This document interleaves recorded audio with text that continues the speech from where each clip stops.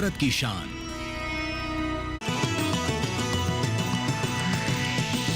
DD किसान, बदलते भारत की शान।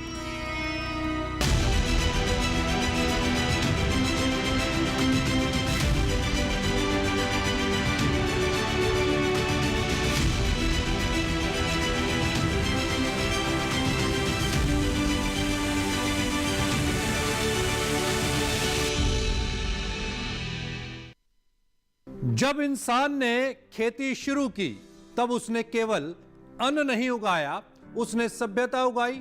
और इस सभ्यता का सबसे पुराना साथी है चावल। इतिहासकारों का मानना है कि चावल की उत्पत्ति लगभग 10 से 12 हजार साल पहले हुई थी और यह खेती चीन की यांगत्जे नदी घाटी में हुई। शुरुआती दौर में इसे जंगली घास के तौर पर माना जाता था, लेकिन मानव जाति ने इसे अपनाया, फिर इसे संवारने का काम किया और इसे जीवन का ही आधार बना लिया। नमस्कार, दूरदर्शन किसान में आपका स्वागत है। मैं हूं सुरेश मनचंदा और आप देख रहे हैं अपना खास प्रोग्राम अपना कमोडिटी एक्सपर्ट।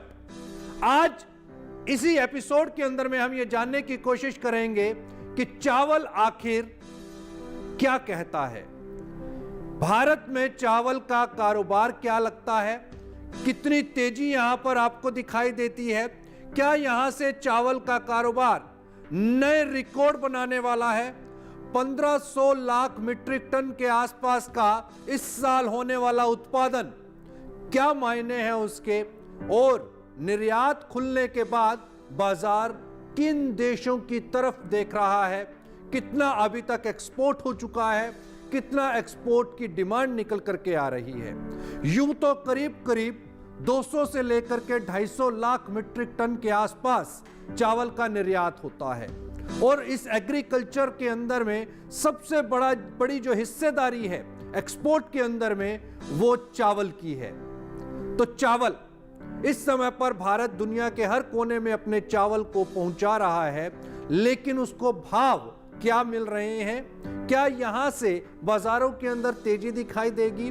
जो पिछले 2 साल का हम सरप्लस देख रहे हैं भारत के अंदर में, वो सरप्लस के क्या मायने हैं, अब एक्सपोर्ट डिमांड किन किन क्षेत्रों से निकलती हुई दिखाई दे रही है, क्या नए बाजार भी भारत को यहां पर मिलने लगे हैं, ये हम बात जानेंगे। और साथ ही साथ उत्पादन के क्षेत्र के अंदर में क्या लगता है, किस तरह का उत्पादन यहां पर बढ़ता हुआ दिखाई दे रहा है। हमारे साथ इस समय पर स्टूडियो में मौजूद हैं समर्थ लाल मीणा जी, आप प्रिंसिपल साइंटिस्ट हैं पूसा से। तो इस प्रोग्राम को मैं आगे बढ़ाऊं और अपने मेहमानों से आपको मिलवाऊं, उससे पहले देखिए ये खास रिपोर्ट। चावल दुनिया भर में खाया जाने वाला प्रमुख अनाज है और ये विश्व भर में लगभग 4 अरब लोगों को रोजगार दे रहा है। 100 से अधिक देशों में 15 करोड़ छोटे किसान इसकी खेती कर रहे हैं। वैश्विक चावल उद्योग 330 अरब डॉलर तक जा पहुंचा है। ये आंकड़ा इसे तीसरा सबसे अधिक कारोबार करने वाला खाद्य उत्पाद बनाता है। वित्त वर्ष 2024 के दौरान भारत से 52,42,000 मीट्रिक टन बासमती चावल का निर्यात हुआ। इससे 5,837 मिलियन अमेरिकी डॉलर से भी अधिक की आमदनी हुई।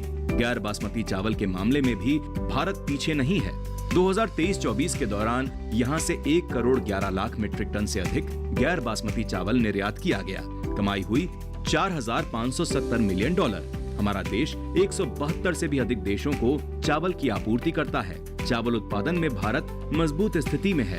2024-25 के दौरान यहाँ 47 मिलियन हेक्टेयर जमीन पर धान बोई गई, जिससे लगभग 150 मिलियन टन चावल का उत्पादन किया गया, जो वैश्विक उपज का तकरीबन 28% है। और आज इस चर्चा में हमारे साथ शामिल हो रहे हैं समर्थलाल मीणा जी, आप प्रिंसिपल साइंटिस्ट हैं पूसा से।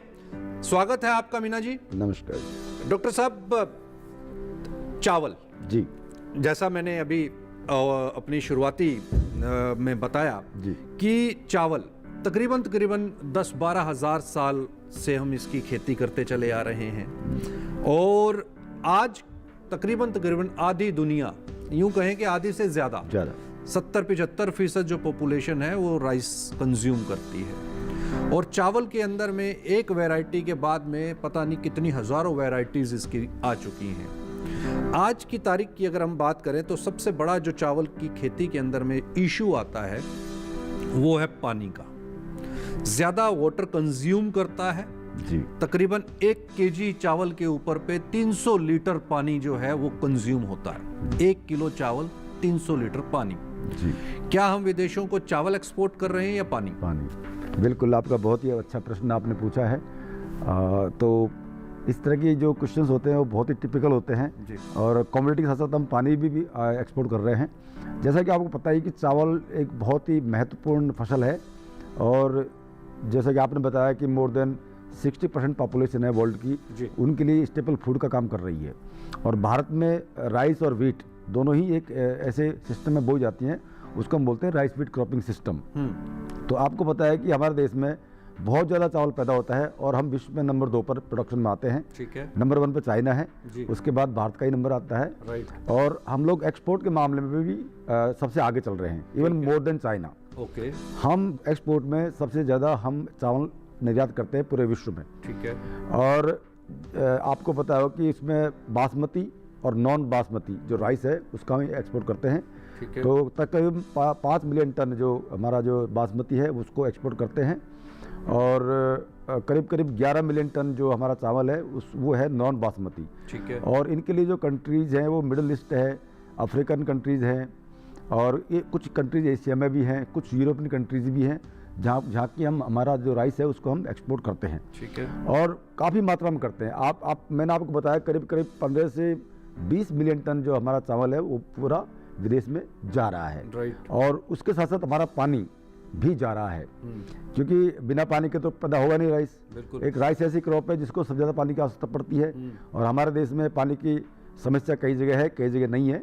लेकिन 60% जो एरिया हमारा रेनफेड है और जो चावल की जब खेती करते हैं उसमें भी 2 तरह की खेती करते हैं। ठीक है। एक तो वर्षा आधारित होती है जहाँ की पानी इरिगेशन की यानी सिंचाई की सुविधा नहीं है लेकिन पानी खूब आता है। ठीक है। कभी कभी वहाँ ड्राउट पड़ जाता है, सूखा पड़ जाता है, तो वहाँ पानी की समस्या ज़्यादा है। ठीक है। और कुछ इरिगेटेड एरिया जैसे पंजाब है, हरियाणा है और उत्तर यूपी है, ये ऐसे इलाके हैं जहाँ पर नहर की सिंचाई की जाती है और पानी बहुत मात्रा में मिलता है। इसलिए किसान भाई थोड़ा पानी पर ज़्यादा ध्यान कम देते हैं क्योंकि हमें एक्चुअली देखना ये होता है कि हमारा जो वाटर की एफिशिएंसी है, पानी की जो हमारी जो उत्पादकता है वो ज़्यादा होनी चाहिए। यानी कि पानी का जो मिसयूज नहीं होना चाहिए। पानी एक बहुत ही महत्वपूर्ण हमारे पास एक संसाधन है, उसको हम जितना बचा के रखेंगे। एक हमारा जो एक स्लोगन है ना कि जल ही जीवन है और दूसरी बात है कि पर ड्रॉप मोर क्रॉप, जैसे हम बोलते हैं हमेशा सिंचाई के लिए, तो हमको हर ड्रॉप पे ध्यान रखना होगा और हर ड्रॉप को हम पैदावार के लिए यूज किया करेंगे। हाई प्रोडक्टिव जो हमारी जो वैरायटीज़ हैं, उन्नत किस्में हैं, उनको पानी ज़्यादा चाहिए, लेकिन हम अगर पानी को सुव्यवस्थित ढंग से अगर सिंचाई करेंगे तो हमारा पानी बचेगा और हमारी जो पैदावार है और हमारी जो उत्पादकता है उसको भी हम बढ़ा सकते हैं। बिल्कुल निश्चित तौर के ऊपर पे। और रिकॉर्ड हालांकि इस साल प्रोडक्शन हो रहा है, उस रिकॉर्ड प्रोडक्शन के क्या मायने समझे जाएं और क्लाइमेट चेंज जो है उसके ऊपर भी हम चर्चा करेंगे। वक्त हो गया यहाँ पर एक छोटे से ब्रेक का। ब्रेक के तुरंत बाद लौटते हैं, जानने की कोशिश करेंगे 1500 लाख मीट्रिक टन की पैदावार क्या मायने रखती है।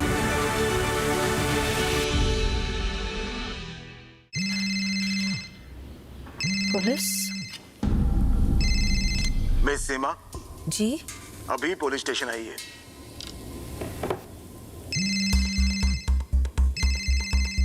रुकिए वरना घर आ जाएंगे। क्यों? लेकिन मैं अकेले दूसरे कमरे में जाइए। आपका बेटा हमारे कस्टडी में है और आप डिजिटल अरेस्ट में हो। Digital arrest? 1 लाख दो, बच जाओगे। इतने पैसे? अच्छा ठीक है, एक लिंक भेजिए। अभी प्रोसेसिंग के लिए 30,000 दो, वरना बेटा जेल जाएगा। जेल तो तुम जाओगे। तुम्हारा चेहरा रिकॉर्ड हो चुका है। अरे डिजिटल अरेस्ट जैसा कुछ नहीं होता, ये सब फ्रॉड है। इसीलिए पैनिक ना करें। पुलिस, बैंक, आरबीआई इत्यादि के नाम पर आने वाले साइबर अपराधियों के फोन या वीडियो कॉल से सावधान रहें। उन्हें पैसे ना भेजें और तुरंत पुलिस में रिपोर्ट करें। हेलो मम्मा। आरबीआई कहता है जानकार बनिए, सतर्क रहिए। ब्रेक के बाद एक बार फिर से स्वागत है। मीना जी, अभी ब्रेक से पहले हमने प्रोडक्शन की आपने एक जिक्र किया कि प्रोडक्शन बढ़ रहा है निश्चित तौर के ऊपर पे और 1500 लाख मीट्रिक टन का इस बार का उत्पादन आंका जा रहा है और 1500 लाख मीट्रिक टन उत्पादन होते ही हम विश्व के सबसे लार्जेस्ट प्रोड्यूसर हो जाएंगे, चाइना को पीछे छोड़ देंगे। बिल्कुल। अब चीन को चावल उत्पादन के अंदर पीछे छोड़ देना, इसके क्या मायने समझे जाएं? पहली बात। दूसरी, चूंकि चीन भी जो है वो अपने ग्रेन की जो आपूर्ति है वो इंपोर्ट करके करता है जी, और मैक्सिमम जो वीट है, राइस है, उसका बाहर से ही आयात होता है।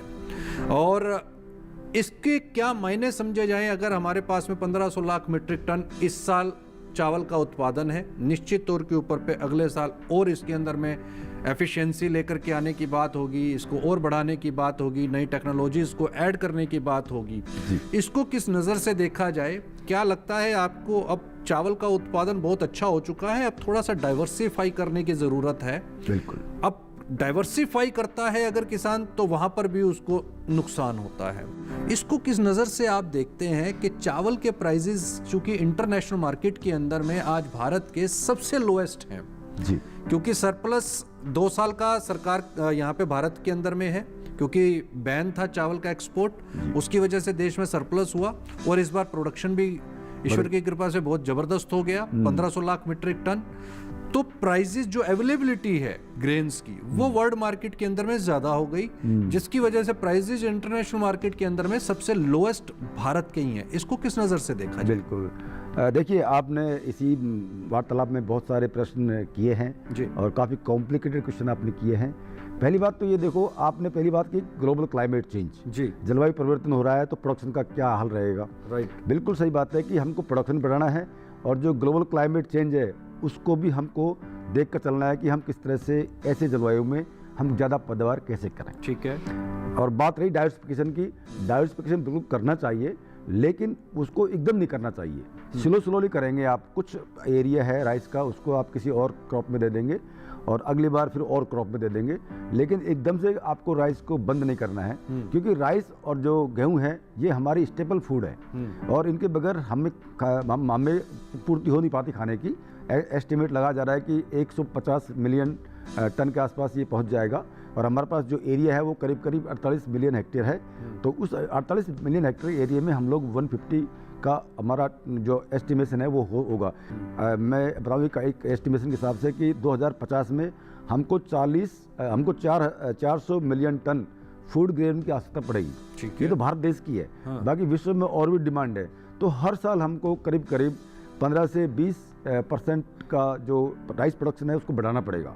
कुछ ऐसी कम्युनिटी होती हैं जो कि बहुत अच्छा दाम आपको दे देती हैं, लेकिन हमारे जो चावल की बात मैं करूं तो चावल में हमारे जो सेंटेड राइस है उसको हम बोलते हैं बासमती राइस, इसका इंटरनेशनल मार्केट में बहुत अच्छा दाम मिलता है। जो एक्सपोर्टर हैं उनको इसका बहुत बड़ा दाम मिलता है। ठीक है। और हमें हर साल 15 से 20% का अगर इजाफा करना है तो हमको ये जो प्राइस का जो फ्लक्चुएशन है इसको भी देख करके हमें प्रोडक्शन का एरिया या कोई भी वैरायटी, उन्नतशील वैरायटी जो कि प्रोडक्टिविटी इसकी ज़्यादा हो उसको अपनाना होगा। और दूसरे जो हमारे संसाधन है जैसे मिट्टी है और हमारा जो पानी है, इन सब का संसाधन का भी हमको भरपूर उपयोग करना है। तो इनकी जो एफिशिएंसी उसको बढ़ाना है। जो हमारी सोइल हेल्थ है उसके बारे में हमको देखना है क्योंकि लगातार ये एफिशिएंसीज की जहाँ तक बात है सर जी, एफिशिएंसीज बढ़ाने की हम लोग जब बात करते हैं तो एकदम से माइंड के अंदर स्ट्राइक करता है कि पेस्टिसाइड्स बिल्कुल इसके बीच में यूटिलाइज हो। बिल्कुल। अब पेस्टिसाइड को लेकर के एक और दिक्कत क्या आती है कि आपके इंटरनेशनल मार्केट के बीच में आपके प्रोडक्ट्स जो हैं वो फेल हो जाते हैं, उनके सैंपल्स फेल हो जाते हैं। अभी हाल फिलहाल के अंदर में भी यूरोप और अमेरिकन पोर्ट्स के ऊपर पे आपका चावल जो है वो फेल हो जाता है जी। तो उसको किस नज़र से देखा जाए? क्योंकि प्रोडक्शन, हालांकि फार्मर जहाँ पे पहले 1 बोरी यूरिया का यूटिलाइज करता था, अब वो उसने अपना उसका यूटिलाइजेशन इंक्रीज कर दिया है ताकि पड़ोसी की फसल अच्छी हो रही है तो मेरी उससे अच्छी पैदावार निकलनी चाहिए।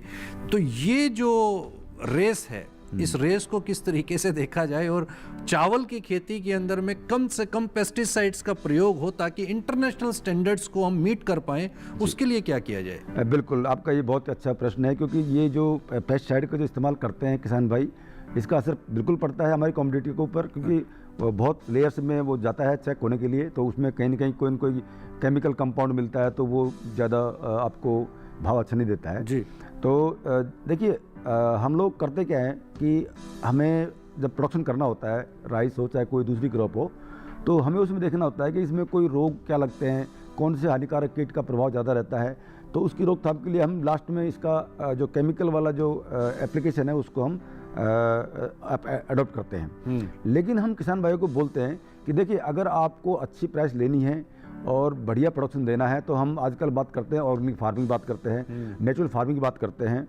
और अगर आपको लगता है कि इस एरिया में पर्टिकुलर एरिया में हानिकारक कीटों का प्रकोप होता है और कुछ एक जो रोग होते हैं जैसे ब्लास्ट है, बकानी है, ये बहुत सारे डिजीज हैं जो कि चावल में आती हैं। ठीक है। स्टेम बोरर है हमारा जो कि वो हानिकारक कीट है। हाँ। ब्राउन प्लांट होपर है। हाँ। इसका इसका बहुत बड़ा प्रकोप देखने को मिलता है। हाँ। और किसी भी स्टेज में ये आ सकते हैं। ठीक है। तो इनको बचाव के लिए हमें क्या है कि ज़्यादा केमिकल का इस्तेमाल ना करके और हमें थोड़ा सा ऑर्गेनिक प्रोडक्शन की तरफ बढ़ना चाहिए। ठीक है। धीरे धीरे अगर हम जो हमारे जो पेस्टिसाइड्स हैं, केमिकल्स हैं, सिंथेटिक जो केमिकल्स हम लाते हैं उनका इस्तेमाल कम करेंगे तो आपका जो ग्रेन का प्रोडक्शन होगा उसमें जो कंटेंट होगा केमिकल कंपाउंड्स का वो बिल्कुल ना के बराबर होगा। ठीक है। तो हमें ऑर्गेनिक फार्मिंग या नेचुरल फार्मिंग की तरफ बढ़ना होगा।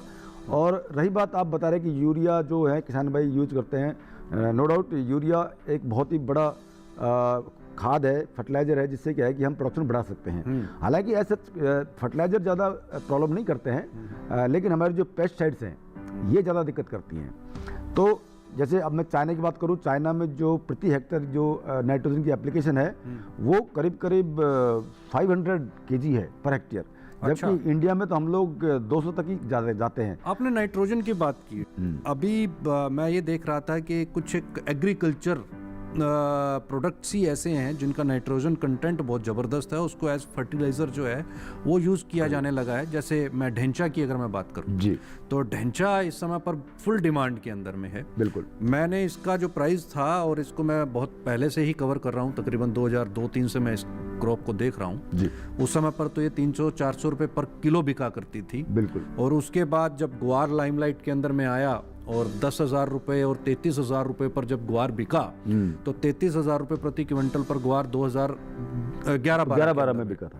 बिल्कुल। तब ढेंचा लाइमलाइट में आया और ढेंचा की कीमत भी 1500 से 2500 रुपये प्रति क्विंटल हो गई। बढ़ गई, यस। और आज की तारीख के अंदर में ग्वार ढेंचा को फॉलो कर रहा है, यानी कि ढेंचा की जो कीमत है वो फर्टिलाइजर्स के तौर के ऊपर और नाइट्रोजन के पूर्ति के लिए बिल्कुल उसकी डिमांड इंक्रीज हुई। इतना प्यार करती है मुझसे, कहो तो जान दे दूं। आई लव यू कमल। अभी मेरा बच्चा, तेरी शादी हो गई उससे, बच्चा होने वाला था उससे। बड़ी आई है गर्भ साने वाली। लड़का मेरा जेल में है, लड़की मेरी बिना वजह बदनाम हो रही है। बंटवारा सोमवार से रविवार रात 9:30 बजे डीडी किसान पर।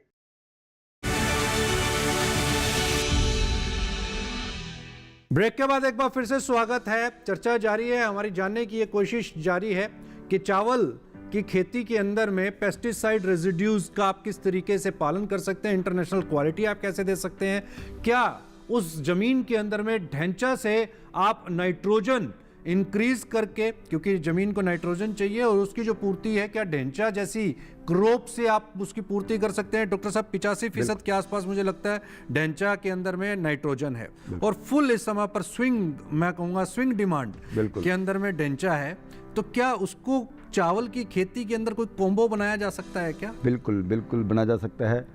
आपको पता है कि हमारे जो फोर फादर्स हैं वो पहले से ही हरी खाद की खेती करते आए हुए हैं जी। इसको हम हरी खाद के रूप में भी उपयोग में ले सकते हैं। हाँ। और या फिर हम इसको प्रोडक्शन के भी रूप में ले सकते हैं। जैसे आपने बताया कि आज इसकी प्राइस बहुत बढ़िया मिल रही है किसान भाइयों को जी। तो बहुत सारे किसान भाई तो इसको उगाना शुरू भी कर दिया है। हाँ। वो इसका ग्रेन सीड बेचते हैं उसका और बहुत अच्छा दाम आपको मिलता है जी। तो मैं पहले बात कर रहा था क्रॉप डाइवर्सिफिकेशन की। तो क्रॉप डाइवर्सिफिकेशन में ये भी आता है कि आपका ढेंचा हर 2 साल में 3 साल में अगर आप चाहें तो उसको कर सकते हैं। हाँ। एक बार आप राइस की जो खेती जो क्रॉप है उसको मत लीजिए, लेकिन 2 साल बाद या 3 साल बाद उस खेत में आप ढेंचा जरूर लगाइए। आपने ढेंचा का बात किया, ढेंचा जो क्रॉप है ये लेग्यूम क्रॉप है। हाँ। और लेग्यूम क्रॉप इस प्लानेट की सबसे खूबसूरत पौधे होते हैं। ठीक है। जो कि वायुमंडलीय जो नाइट्रोजन है उसको अपनी जड़ों में स्थिरीकरण करते हैं बैक्टीरिया की हेल्प से, राइजोबियम की हेल्प से। अच्छा। और ढैंचा उनमें एक लेग्यूम है जो कि बहुत ही इंपॉर्टेंट है, और ढैंचा बिल्कुल राइस के फील्ड में उगाया जा सकता है। सनम्पी एक उदाहरण है हरी खाद का, और ढैंचा भी है। ठीक है। तो आपको पता है कि जो ढैंचा है वो किसी भी तरह की जो मिट्टी है उसमें उग सकता है। दूसरी बात है कि जो आपकी अगर सॉइल है उसमें सोडियम ज़्यादा है तो इसको आप लगाएंगे तो सोडियम भी उसमें खत्म हो जाएगा। अच्छा। क्योंकि ये जो ढैंचा है सोडियम को खा जाता है। ठीक है। और जो आपका जो ढैंचा की जो जड़ें हैं उनमें गांठें होती हैं, और गांठों में होते हैं राइजोबियम। ठीक है। तो राइजोबियम का जो काम है ये है कि जो हमारी जो वायुमंडल में जो नाइट्रोजन है उसको ये ले करके और अपनी जड़ों में स्थिर कर देते हैं। तो अपनी पूर्ति तो करते ही नाइट्रोजन की, लेकिन साथ साथ जो आने वाली क्रॉप है उसके लिए भी 150 किलोग्राम नाइट्रोजन छोड़ जाते हैं। अच्छा। तो आने वाली जो क्रॉप है, चाहे गेहूं हो चाहे कोई सी भी क्रॉप हो सकती है, तो उसमें भी आपको यूरिया की डिमांड ज़्यादा नहीं रहेगी। तो इस तरह से आप यूरिया की जो डिमांड है उसको आप कम कर सकते हैं। और इससे पेस्टिसाइड यूसेज भी क्या कम होगा? हाँ, बिल्कुल कम होगा, क्योंकि मैंने पहले बताया था कि ये एक ऐसी क्रॉप है कि जो इस तरह के जो केमिकल कंपाउंड जो हमारी मिट्टी में होते हैं उनको ये खा जाता है। ठीक है। इनकी जड़ों में बिल्कुल ये खींच लेता है, और डीपर लेयर ऑफ सॉइल वहाँ से भी ये बिल्कुल कंपाउंड्स को ले लेता है। ओके। तो ये अपनी जड़ों में इनको सबको फिक्स करके और ये नीचे से ऊपर की लेयर में ये चीज़ों को ला देते हैं। तो इसको हम एज ए हरी खाद के रूप में भी इस्तेमाल करते हैं। बहुत बढ़िया। और चाहे तो आप पहले इसका आप सीड भी पैदा कर सकते हैं बेचने के लिए। बिल्कुल जी बिल्कुल। तो यानी कि ये तो बात स्पष्ट होती है कि अगर थोड़ा सा इंफॉर्मेशन आपके पास ये हो कि भाई कैसे, क्योंकि ये भी एक आपका प्रॉफिट है, क्योंकि पेस्टिसाइड और जो आपकी यूरिया की जो कॉस्ट है उसका जो बर्डन है वो यहाँ पर आपका सरप्लस के अंदर में आ गया। आपका एक जो कॉस्टिंग पर एकड़ की या पर हेक्टेयर की आपको जो कॉस्ट लागत जो आ रही है उसके अंदर में आपके पास में ये कमी आ गई। अब वक्त हो गया है आज के सवाल और जवाब के सिलसिले को शुरू करने का। तो जैसा कि हम हर एपिसोड के अंदर में आपसे सवाल करते हैं जाने से पहले कि, और आपको ये भी बताते हैं कि पिछले एपिसोड के अंदर में क्या सवाल था और उसके विजेता कौन है। तो सबसे पहले वहीं से शुरुआत करते हैं कि पिछले एपिसोड के अंदर में हमने जो आपसे सवाल किया था वो और उसके विजेता कौन है। पिछले एपिसोड में हमने आपसे सवाल किया था वनस्पति तेल का आयात कम करने के लिए सरकार किस पौधे की बागवानी को बढ़ावा दे रही है, और हमने आपको ऑप्शंस दी थी जो कि स्क्रीन के ऊपर पे हैं। ऑप्शन ए सरसों की, ऑप्शन बी सोयाबीन की, ऑप्शन सी पाम की, और ऑप्शन डी नारियल की। तो इसमें से सही जो जवाब है वो है ऑप्शन सी यानी कि पाम की। और जिन लोगों ने, जिन दर्शकों ने इस सवाल का सही जवाब हमें मेल किया था उनके नाम टीवी स्क्रीन पर।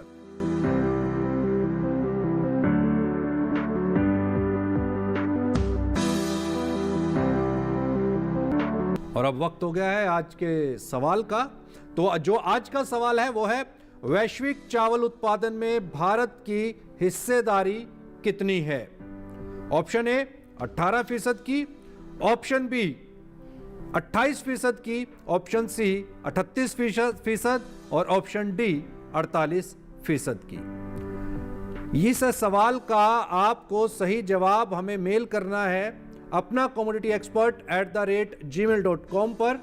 लेकिन ध्यान रहे कि आपको इस सवाल का जवाब हमें शुक्रवार रात 9 बजे से शनिवार रात 9 बजे के बीच मेल करना है, यानी कि 24 घंटे हैं आपके पास। तो तुरंत आप हमें इस सवाल का सही जवाब मेल कर सकते हैं। डॉक्टर साहब, आप स्टूडियो में आए और आपने तमाम जानकारियां दर्शकों के साथ साझा की, इसके लिए आपका बहुत बहुत शुक्रिया। कहीं मत जाइए, देखते रहिए दूरदर्शन किसान, क्योंकि इसी तरह की जानकारियों का सिलसिला बदस्तूर जारी है।